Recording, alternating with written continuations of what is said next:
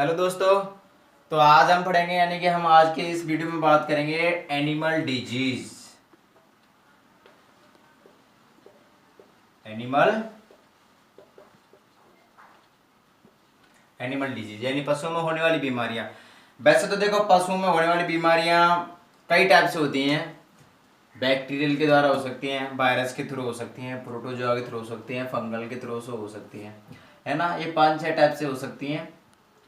तो हम आज है ना बैक्टीरियल डिजीज के बारे में बात करेंगे। वैसे तो बैक्टीरियल डिजीज के बारे में पढ़ेंगे ना तो बहुत सारे डिजीज आते हैं, यानी कि जीवाणु जनित रोग। बैक्टीरियल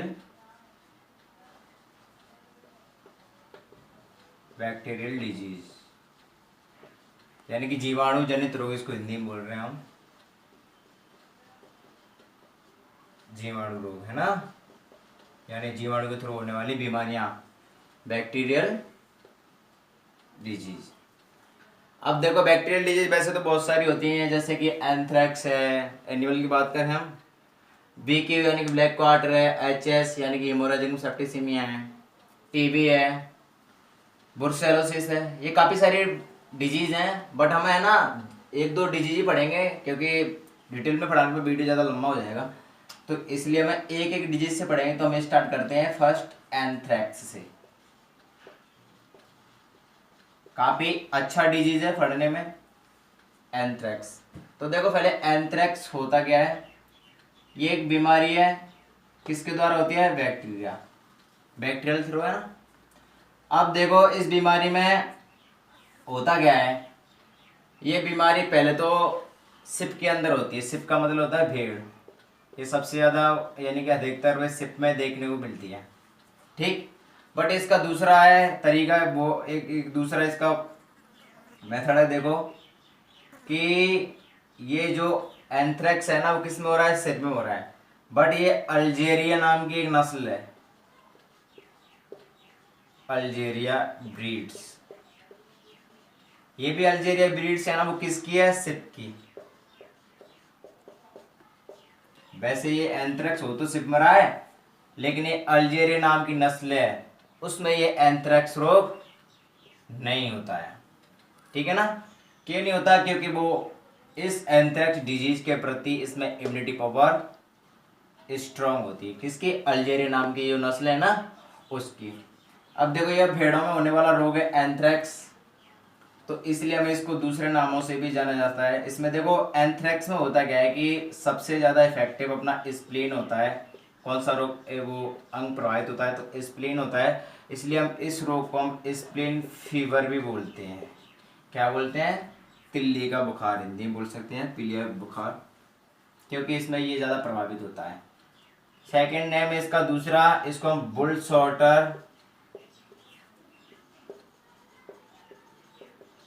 सॉर्टर डिजीज भी बोलते हैं। बुल सॉर्टर डिजीज क्यों बोल रहे हैं? बुल का मतलब होगा ऊन, सॉर्टर यानी कि जो ऊन को कतरने वाले होते हैं ना, उनको काटने वाले, उनको बोलते हैं। तो बुल सॉर्टर डिजीज यानी कि जो भेड़ की ऊन को काटते हैं ना, उनको बोलते हैं। तो ये बुल सॉर्टर डिजीज इसीलिए बोल रहे हैं क्योंकि ये उनमें भी हो सकता है, जो मजदूर काम करते हैं ना ऊन काटने का, उनमें। अब देखो, अब बात करते हैं, ये तो हो गया इसका इंट्रोडक्शन। अब बात करते हैं जो एंथ्रेक्स डिजीज है ना, वो होता किसके थ्रू है। तो देखो, इसका इटियोलॉजी है, यानी इसका इटियोलॉजी यानी पैथोजन क्या है। देखो, इसका पैथोजन है, तो इसका रोग कारक होता है बैसिलस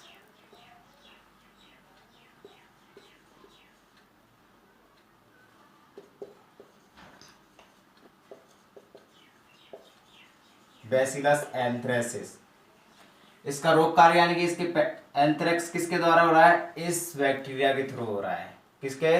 बैसिलस एंथ्रेसिस बैक्टीरिया है जो एंथ्रेक्स रोग के लिए जिम्मेदार है, जो भेड़ों में रोग करता है, ठीक है ना। ये तो इसके थ्रू हो गया। अब इसमें हम सिम्टम की बात करते हैं, यानी कि हमें पता कैसे लगेगा कि ये एंथ्रेक्स रोग है। तो देखो, पहली बात तो ये है कि इसमें एनिमल को फीवर आता है। ये तो कॉमन सी बात है, फीवर तो सब में ही है लगभग। फीवर आता है, ठीक। और इसमें नेक्स्ट बात ये है कि इसमें एनिमल की 2 से 48 घंटे के अंदर डेथ हो जाती है, बोल सकते हैं 1-2 दिन के अंदर एनिमल मर जाता है। किसमें? एंथ्रेक्स रोग। इसके लिए हम इसको एक्यूट पर एक्यूट फॉर्म बोल रहे हैं, जो भी है। अब इसमें सांस लेने में तकलीफ हो जाती है। दूसरी बात, इसमें सांस लेने में तकलीफ, डिस्पीनिया यानी कष्टदायक श्वसन हो जाता है।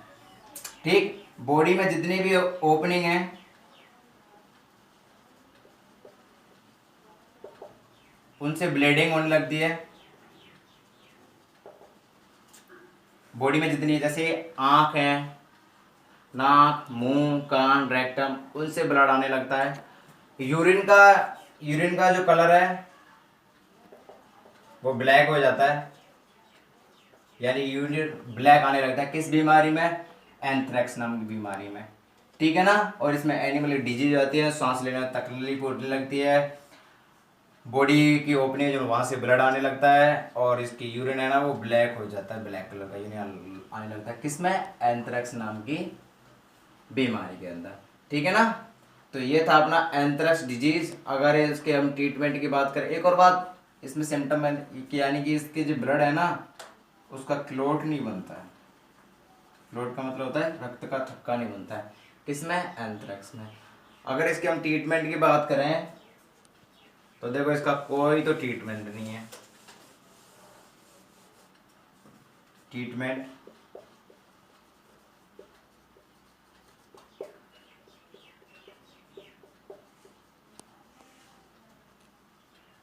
कोई ट्रीटमेंट नहीं है। एंटीबायोटिक हम दे सकते हैं, सपोर्टिव देते हैं वो तो सब में, टेरामाइसिन अच्छा बताते हैं।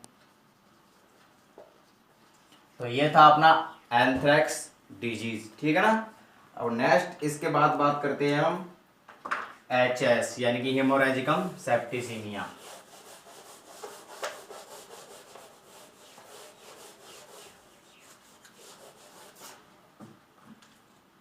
तो देखो हेमोरेजिकम सेप्टिसीमिया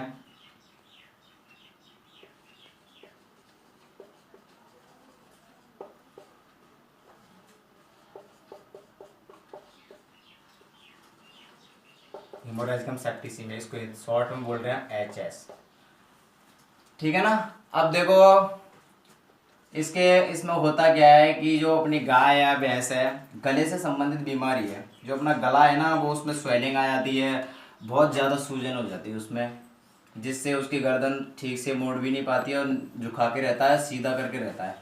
तो देखो इसमें HS में यानी कि हेमोरेजिकम सेप्टिसीमिया में होता क्या है कि जो एनिमल है ना गर्दन को झुका के रखता है बाहर की तरफ, स्वेलिंग आ जाती है गले पर।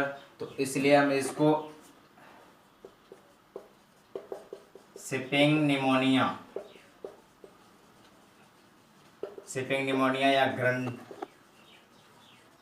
ग्रंटिंग के नाम से भी जानाता है, यानी घरघराहट की आवाज़, इसलिए हम इसको ग्रंटिंग बोल रहे हैं। निमोनिया तो आपको पता ही है, क्योंकि ये श्वसन अंदर से ऊपर वाले सिस्टम से रिलेटेड है, इसलिए हम इसको ये बोल रहे हैं। अगर इसके हम पैथोजन की बात करें, पैथोजन होता है इसका रोग कारक यानी ईटियोलॉजी देखेंगे। पैथोजन क्या है इसका?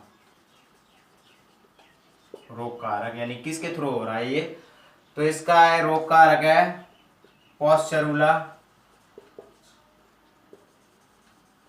पोस्चेरुला मल्टुसिडा।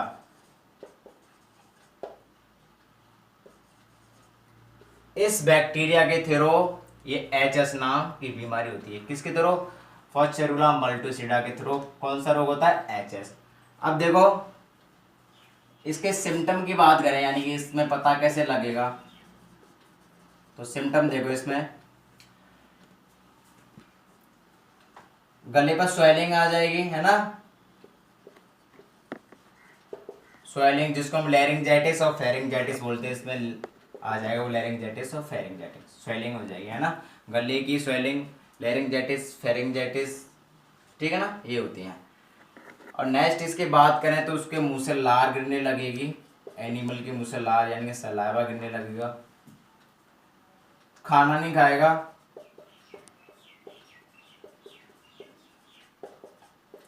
ठीक है ना, फीवर रहता है। ये इसकी मेन टर्म है। गले की बीमारी है, गले पर बहुत ज़्यादा स्वेलिंग आ जाती है, गर्दन काफ़ी मोटी हो जाती है और झुका के रखता है, लार निकलने लगती है उसके मुंह में से, खाना भी नहीं खाता है और फीवर हो जाता है। अगर इसके ट्रीटमेंट की बात करें तो वैक्सीन करते हैं अपन, वैक्सीन करेंगे इसके प्रोटेक्शन में, प्रिवेंशन में। जैसे पहले हम एंथ्रेक्स में वैक्सीन करते हैं, बट हाँ इसमें एक और बात बताओ, एंथ्रेक्स नाम की जो बीमारी बताया था ना मैंने अभी, उसका हम पीएम नहीं करते। पीएम का मतलब होता है पोस्टमार्टम, ठीक है ना। अगर उसमें से किसी एनिमल की डेथ हो जाती है तो उसको ज़मीन के अंदर गड्ढा खोद करके गाड़ दिया जाता है, ठीक है ना, ताकि वो, क्योंकि वो बैक्टीरिया है ना वो हवा में फैलता है, इसलिए उसको पीएम नहीं करते, उसको ज़मीन में गाड़ दिया जाता है।